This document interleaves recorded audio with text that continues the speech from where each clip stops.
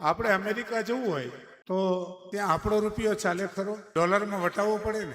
Dubai જવું હોય તો દિરામ લેવા પડે, લંડન જવું હોય તો પાઉન્ડ લેવા પડે. એમ પરમાત્માના ધામમાં જ્યારે જવાનું હોય તો ત્યાં આપણો રૂપિયો સોનો ચાંદી કામ નથી આવતું. ત્યાં શું કામ આવે? તો આપણે જે કંઈ પણ દાન પુણ્ય કર્યું હોય એ દાનનું જે પુણ્ય છે એ પુણ્ય આપણી સાથે આવે.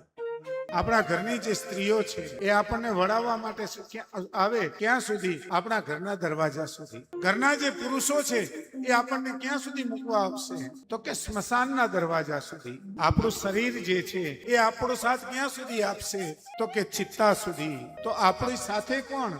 કર્માનું ગો ગચ્છતિ જીવ એક. આપણી સાથે માત્ર અને માત્ર આપણા જે કરેલા સારા અને નરસા કર્મો છે એ જ આપણી સાથે આવશે. તો પ્રભુએ જો દીધું હોય તો એક વખત આપી લેજો. આપ્યાથી અનેક ગણું થાય છે. કે વાપર્યું એ વેડફ્યું, બચાવ્યું એ બીજાનું, અને આપ્યું એ આપણું.